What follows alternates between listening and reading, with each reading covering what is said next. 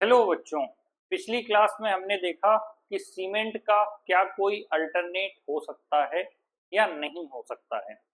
अब इस क्लास में हम ये देखेंगे कि जो वृक्ष आयुर्वेदा है, जिसे हम एंशियंट इंडियन बॉटेनिकल साइंस कहते हैं, वो इस बात की स्टडी करता है, वृक्ष आयुर्वेदा इस बात की स्टडी करता है कि कैसे जो प्लांट्स एंड ट्रीज हैं उनकी प्रॉपर केयर किया जाए। आयुर्वेदा की जो भी ब्रांच आपको मिलेगी, बेसिकली हम प्लांट्स के बीच ही हैं, और बहुत से ऐसे प्लांट्स हैं, हर्ब्स हैं, जो हमें हील करने का काम करते हैं। जब आप रामायण कभी आपने देखा हो, मैं रामायण के प्रसंग से उदाहरण दूंगा कि जब लक्ष्मण जी को मूर्छा आई थी, तो उस समय जब हनुमान जी गए थे तो जो जड़ी बूटी वो लेने गए थे, तो वो एक तरह से सिंबॉलिक था, और वहीं से धीरे धीरे लोगों ने फिर आयुर्वेदा में चीजों को ढूंढना शुरू किया। तो बेसिकली हमारे आसपास नेचर में ऐसे बहुत से सब्सटेंस अवेलेबल हैं, जो हम प्रॉपरली यूज करें तो उससे हील हो सकते हैं, हमारी बॉडी ठीक हो सकती है, हम बेटर वे में परफॉर्म कर सकते हैं। अब ऐसे में ये ध्यान देना होगा कि कौन सी particular kind of plants, herbs या रूट्स या लीव्स, स्टेम्स क्या यूटिलाइज करें कि वो हमारे लिए बेनिफिशियल साबित हो। तो वो अलग अलग चीजें हैं, उसमें फिर आप अलग अलग कंपनीज देख सकते हैं, पतंजलि हो, हिमालय हो, या जो भी हो, वो अलग अलग पेड़ों में लगातार रिसर्च करते हैं कि पेड़ की जड़ ले सकते हैं, छाल ले सकते हैं, पत्ती ले सकते हैं, या उसके डंठल ले सकते हैं, क्या लेके पीस के बना के खा के देख के आजमा के पूरा वो प्रोसेस होता है। तो आयुर्वेदा पूरा वही है कि हमारे पेड़ या आसपास की जिन भी चीजों से हम हील हो सकते हैं, उन चीजों के बारे में जानकारी लेना। ये टर्म संस्कृत से आया है, जिसे कहते हैं वृक्ष, जिसका मतलब है साइंस ऑफ लाइफ और हेल्थ। ये जो ट्रेडिशनल नॉलेज का सिस्टम है, इसे धीरे धीरे टेक्स्ट में फॉर्मलाइज किया गया, क्योंकि जो भी ज्ञान है, जो भी नॉलेज है, अगर उसको प्रिजर्व करना है तो कोशिश होता है कि उसे बुक फॉर्मेट में या फिर किसी भी इस तरह से उस लिपि को संरक्षित रखा जाए कि आगे आने वाली पीढ़ियां उससे प्रभावित हो सकें और उसका ज्ञान जो है, एसेंस जो है, उसे हासिल कर पाए। तो उसे हम कहते हैं सूर्यपालाज वृक्ष आयुर्वेदा, जो कि 10th सेंचुरी के आसपास लिखी गई थी। मतलब इसको टेक्स्ट फॉर्मेट में कन्वर्ट किया गया, जिससे आगे आने वाली पीढ़ी में लोगों को ये उपलब्ध रहे। इसमें रिकमेंडेशंस दिए गए थे कि कैसे स्पेसिफिक प्लांट्स को अलग डिफरेंट टाइप की सॉइल टाइप्स में लगाना है, साथ ही seed collection, preservation, pre planting treatments. Basically जो भी कीमती पेड़ है, कीमती से मतलब है जिसका कुछ ऐसा यूटिलाइजेशन है आयुर्वेदा में, तो हम कैसे उसको प्रिजर्व करें, कैसे उसके जो सीड्स हैं उनको वापस से जमीन में लगाएंगे, कैसे वो पेड़ बड़े होंगे, कैसे उनको नर्चर करना है, वो एक तरह का पूरा, आप उसे खजाना कहिए, या आप उसे गाइड कहिए, या फिर आप उसे कहिए कि एंशियंट विजडम, जो कि बुक्स में प्रिजर्व करके दिया गया कि उस पेड़ को कैसे, किस एनवायरमेंट में, किस सॉइल में बड़ा करना है और उससे बेनिफिट लेना है। साथ ही जो भी उसके आसपास उसको बड़े होने के लिए जिस भी तरह की फैसिलिटी की जरूरत है, उनका भी ध्यान रखना। साथ ही जो भी मैन्योर है, पेस्टिसाइड्स हैं या चीजें हैं, उनसे कैसे डील करना है। अगेन हम एक केस स्टडी की बात कर रहे हैं, जो कि सिक्किम के है।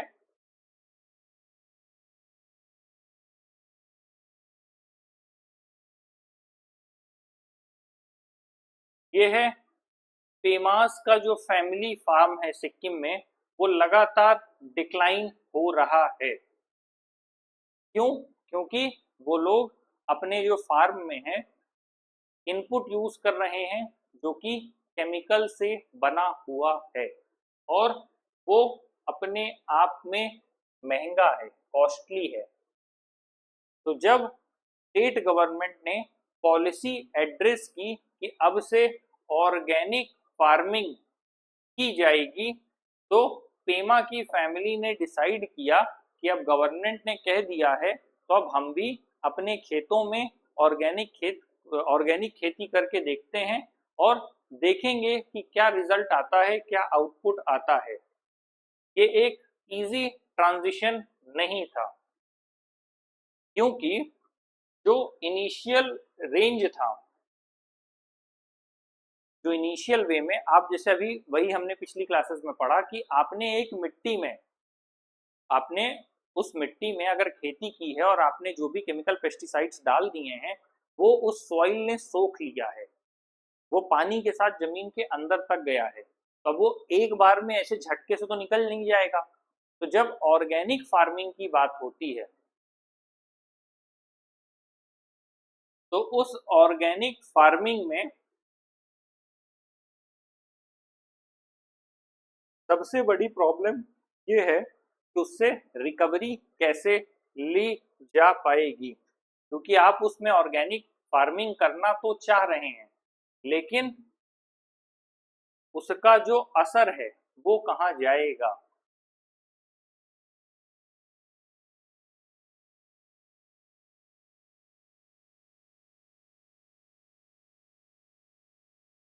जो फैमिली है वो धीरे धीरे कंपोस्ट से स्विच्ड हो गई और उसने नेचुरल पेस्ट को प्रिपेयर किया नीम और गार्लिक से बना करके। साथ ही उन्होंने मल्टीपल क्रॉप्स धीरे धीरे उगाना शुरू कर दिया। उनकी कोशिश थी कि अब वो जो भी आर्टिफिशियल था उससे शिफ्ट होके ऑर्गेनिक में आए। लगभग 5 साल बाद जो पेमा का फार्म था वो धीरे धीरे चलने लगा, जिसमें से कार्डमम, जिंजर और ट्रेडिशनल जो वेजिटेबल्स थी वो प्रीमियम प्राइसेस में अवेलेबल होने लग गई। और 2016 में सिक्किम ऐसा पहला स्टेट बन गया जो ऑर्गेनिक फार्मिंग करता था, जो 100% ऑर्गेनिक फार्मिंग में लगा हुआ था।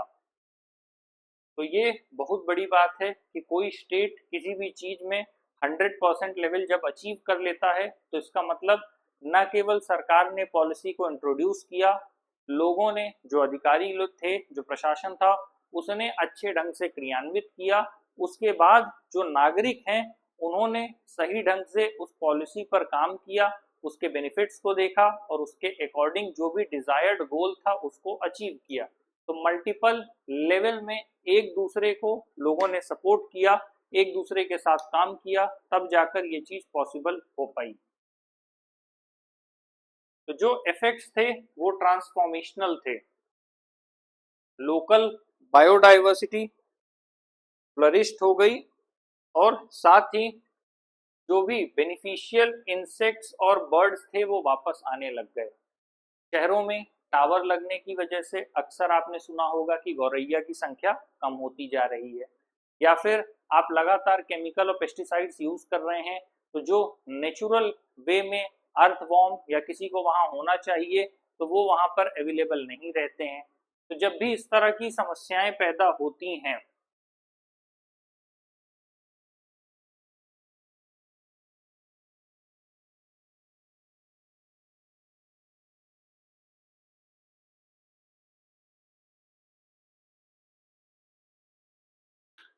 तो सिक्किम धीरे धीरे एक ग्लोबल मॉडल बनता जा रहा है जो अपने ट्रांजिशन को लेकर के जाना जाता है और जो ऑर्गेनिक फार्मिंग के नाम पर लोगों को सपोर्ट करने का काम कर रहा है। इससे इकोलॉजिकल और जो भी इकोनॉमिक बेनिफिट है वो दोनों हो रहा है। इकोलॉजिकल तो हो ही रहा है, इकोनॉमिक बेनिफिट भी है।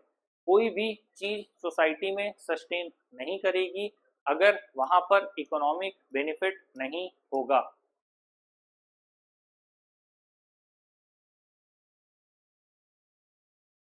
Responsible and judicious use of resources.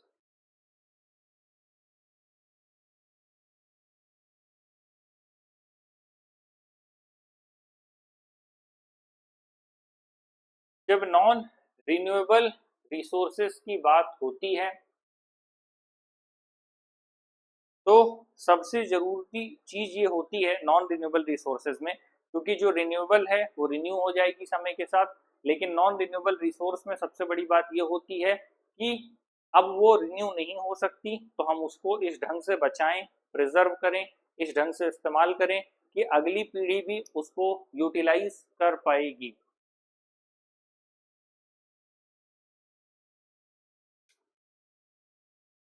और इसीलिए हमारी कोशिश होती है कि जहां तक संभव हो हम रिन्यूएबल रिसोर्स में पूरी तरह से शिफ्ट हो जाएं, या फिर नॉन रिन्यूएबल को लिमिटेड रखें और रिन्यूएबल रिसोर्स में ज़्यादा से ज़्यादा हम लगे रह पाएंगे।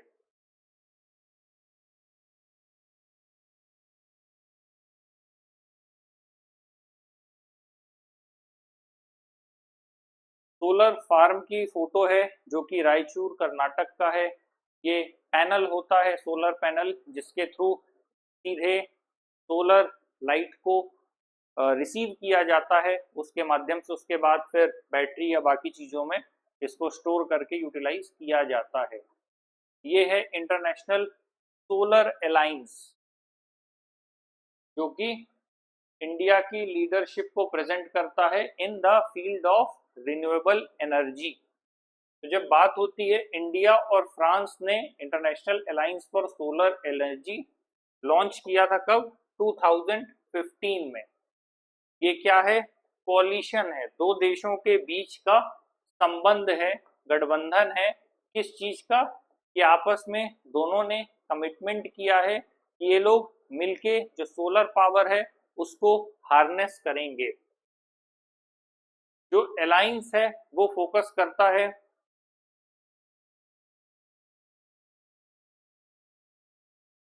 कि आपस में जो सनलाइट है उसका सही ढंग से, बेहतर ढंग से उपयोग करेंगे।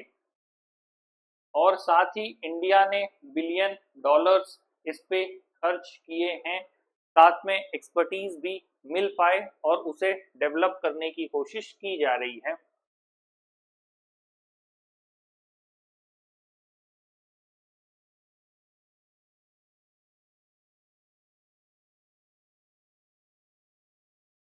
हमें ये ध्यान रखना चाहिए कि जब भी हम सामाजिक न्याय की अवधारणा की बात करते हैं तो समाज का एक बहुत बड़ा तबका है जिसे बेसिक एमिनिटीज भी अवेलेबल नहीं है।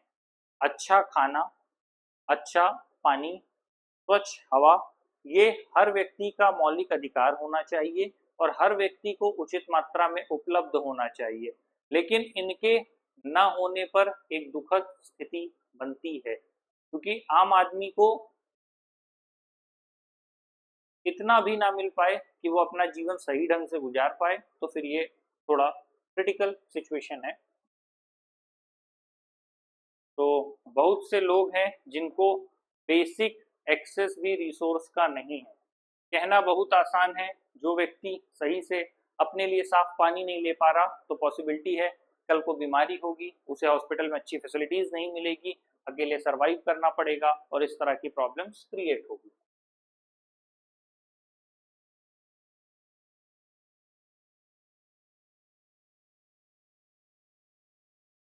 साथ ही बहुत सी ऐसे जगह हैं जहां पर प्रॉपर वे में ड्रिंकिंग वाटर की सप्लाई नहीं होती है। जब वहां पर रेगुलर सप्लाई नहीं मिल पाती है तो लोग अन्य सोर्सेज पर डिपेंड करते हैं और कई बार वो जो सोर्सेज हैं वो साफ पानी के नहीं होते हैं।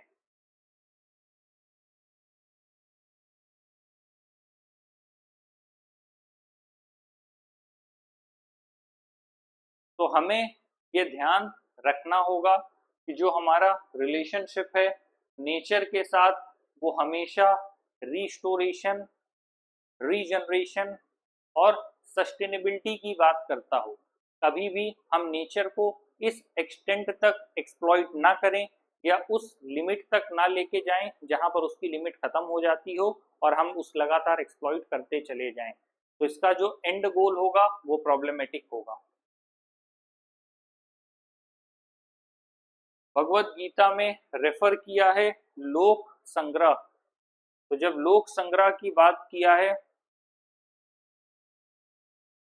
ये कह रहा है the idea that everyone must transcend personal desires and act for the well-being of all.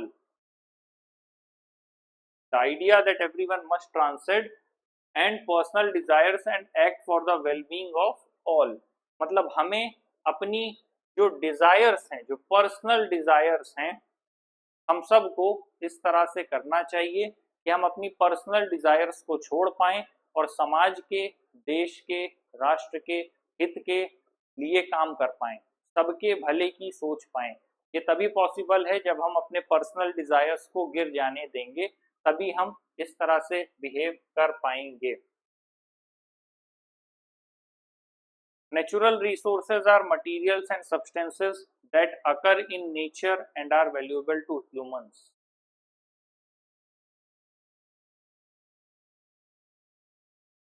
Obvious सी बात है कि जितने भी नेचुरल रिसोर्स हैं वो हमारे लिए इम्पोर्टेंट है, क्योंकि उसी से हमारी लाइफ चल रही है, हर तरह के रिसोर्स से।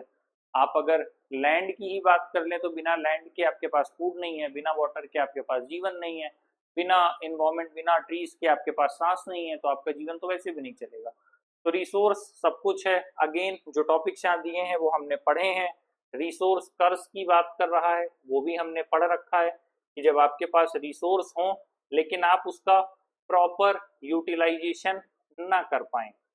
इस चैप्टर के एंड में, ये चैप्टर यहाँ पे खत्म हो रहा है, इस चैप्टर के एंड में एक नोट दिया है, उस नोट्स को पढ़ के हम थोड़ा समझने की कोशिश करेंगे ये क्या बताने का प्रयास कर रहा है। ये है note on histories darker periods.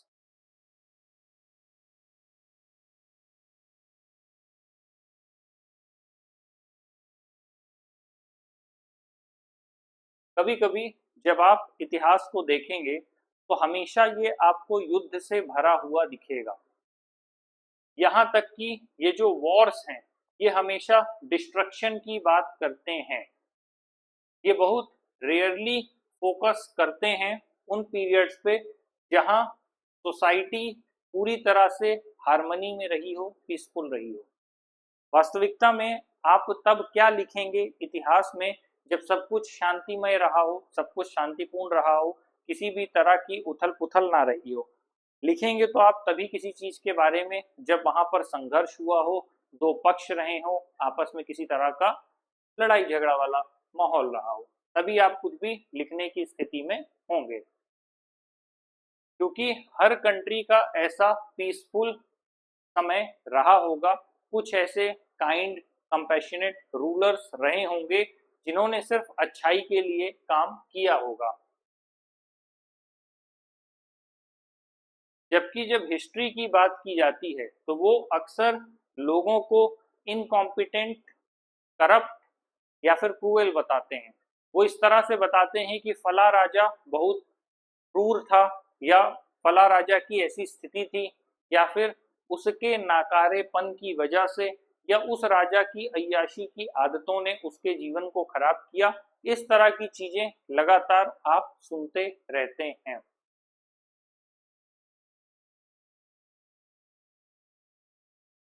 तो हम जब भी इस तरह की बात सुनते हैं तो हमें पहले से पता होता है कि ये डार्कर चैप्टर्स हैं हिस्ट्री के पीरियड के, तो हमें इसे किस तरह से देखना चाहिए ये ज़्यादा बड़ा सवाल है।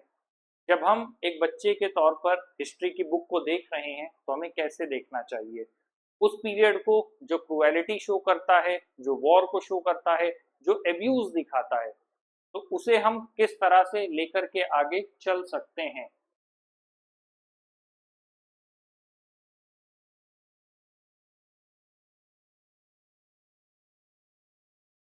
तो जब हम बात करते हैं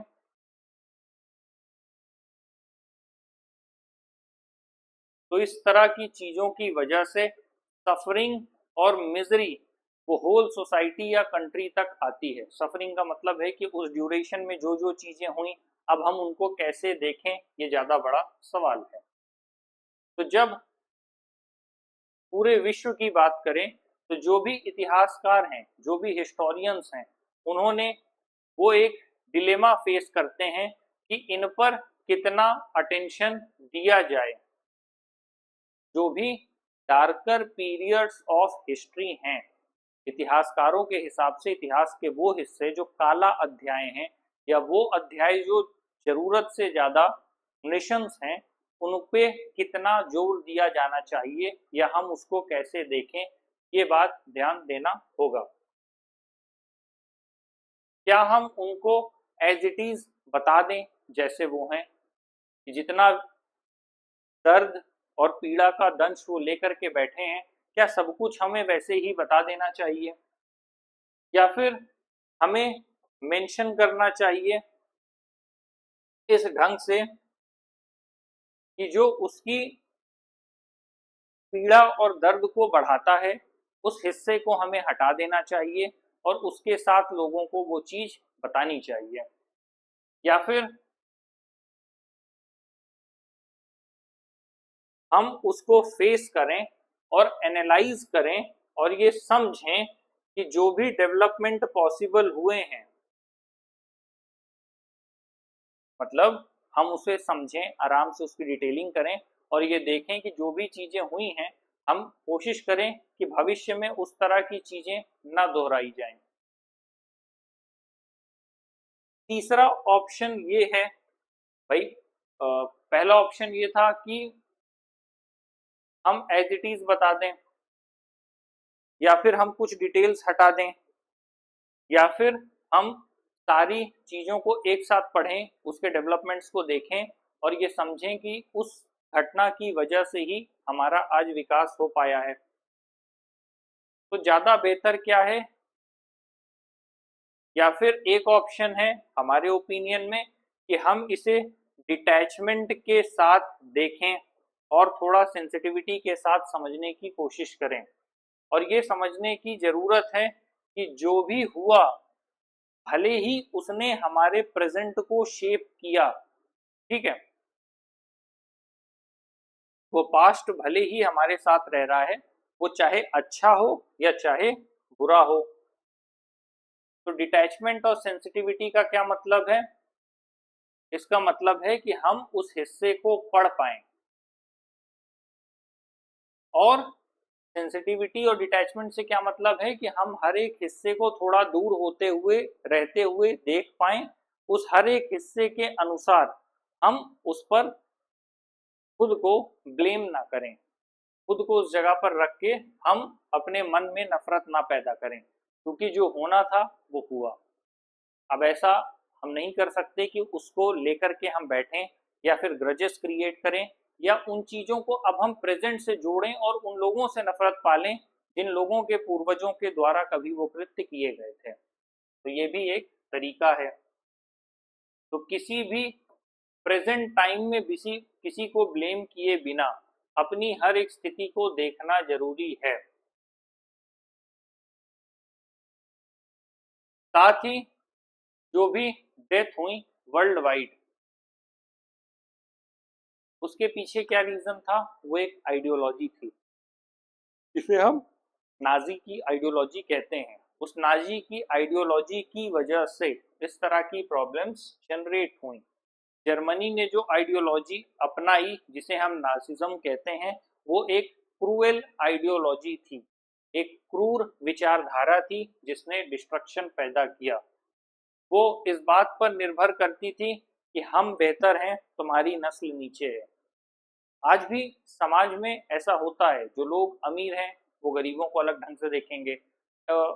यहाँ पर सीधा अमीर और सीधा गरीब भी नहीं रख सकते। अगर आप स्टेटस का जो सिंबल्स हैं उसको क्लासिफाई करेंगे तो एक हो गया बीपीएल, एपीएल, फिर उसमें भी लोअर क्लास, फिर मिडिल क्लास, फिर अपर मिडिल क्लास, फिर रिच क्लास, फिर मिलीनियर, मतलब बहुत से क्लासिफिकेशंस हैं। बस आप ऐसे मान लीजिए कि अगर 1 to 100 के स्केल पे रखा जाए तो जो आदमी 90 पे बैठा है उसके लिए 89 से लेकर 1 तक वाला आदमी बेकार है। आज भी समाज में वो देखने को मिलता है, उसके लिए वो व्यक्ति बेकार है, और जो व्यक्ति 40 पे है उसके लिए 39 से लेके पीछे वाले बेकार है, जो 20 पर है उसके लिए 19 से लेके पीछे वाले। तो ये एक हायरार्की क्रम है और एक मेंटालिटी डेवलप हो जाती है जिसमें हम किसी पर्सन को इंफीरियर मानने लगते हैं।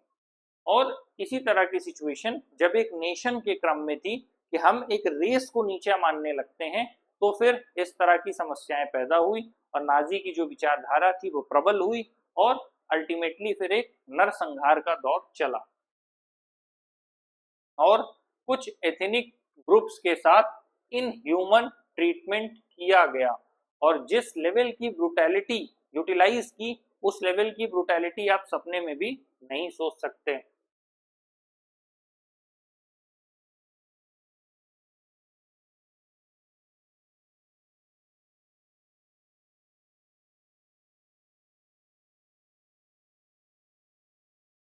इस सिचुएशन में आपके पास एक तरीका ये है कि आप इसको अच्छे से पढ़ें और भविष्य में ऐसी कोई भी आइडियोलॉजी हो तो आपको पता चले और आप उससे सही ढंग से निपटने का प्रयास कर पाएं।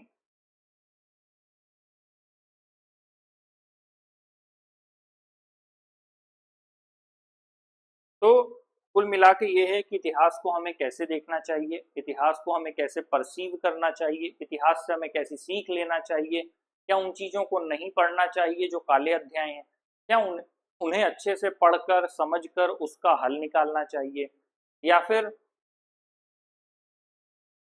अपने को डिटैचमेंट और सेंसिटिविटी बरकरार रखते हुए उन चीज़ों को समझें और ये माने कि उन चीज़ों ने शेप किया है हमारे प्रेजेंट को, जो भी पास्ट के इंसिडेंट्स थे, जो भी इवेंट्स थे। लेकिन इसका मतलब ये नहीं है कि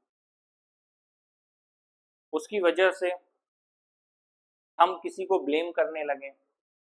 जो भी नाजीज जैसी आइडियोलॉजी है उनको हम पढ़ें और भविष्य में इस तरह की घटनाएं हमारे साथ न घटित हों, ये प्रयास करें।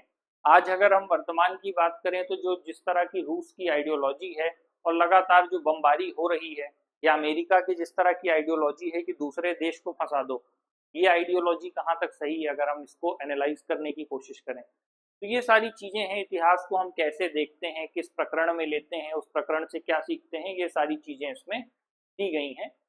बाकी ये चैप्टर हमारा कंप्लीट हो गया, बाकी हम अगला चैप्टर बाद में देखेंगे। Thank you very much.